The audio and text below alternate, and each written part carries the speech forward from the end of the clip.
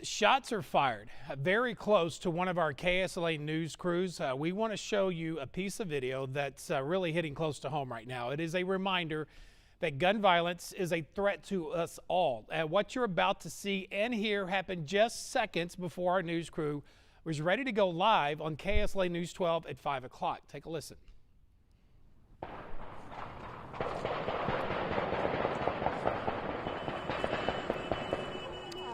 It is easy to lose count. We believe, I just talked to our photographer who was out there, Scott Pace. He believes close to 24 shots fired. Fortunately, no one was hit by gunfire. Reporter Destinee Patterson and photographer Scott and Simi Buffett got out of that neighborhood safely. Scott Pace out there. Destinee right now joins us live from Shreveport Police Headquarters. All right, you and Scott, we're out there in Cedar Grove covering another investigation about an officer being shot at. More on that in a moment. First, Destinee, just to explain to us what that was like when you just hear these gunshots start reeling off.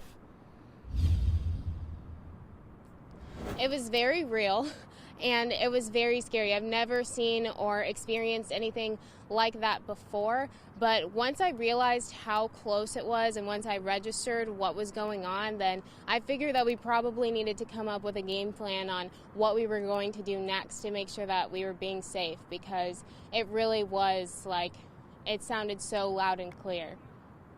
You know, we did go to you back a little later in the newscast. In that video, I could also hear one of the people in a car saying, y'all need to get out of here.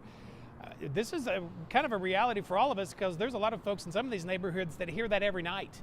It's a reality to us because it happened because we were there this time when it happened. Right, and you know, we try to be there to make sure that we can, you know, let people know what's going on, but it was scary to be there in the moment.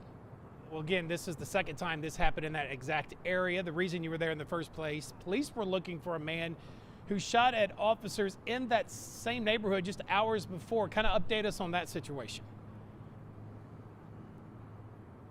Yeah, that's right. So we were out on Henderson Avenue in the 5900 block, and police, they were investigating this one home, and they were looking for this man who they say ran away when they were trying to arrest him and shot at one of their officers. And Shreveport Police and U.S. Marshals, they were trying to serve Courtney Taylor an arrest warrant for second-degree murder. The photo that you are looking at that you should see on your screen right now, it's from a previous arrest involving a stabbing that we got from Shreveport Police. And police are looking for him for shooting at that officer, and they say that once he ran away, they were trying to find him, but none of the bullets actually hit the officer. So ever since, the police have been trying to find Taylor, driving around the neighborhood, trying to figure out where he is, and still no luck. The Shreveport Police Chief says that he needs help from the community to put a stop to this violence.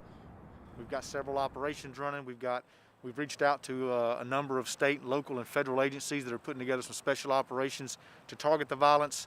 And just as importantly, I think it's important, we want citizens to know what can they do.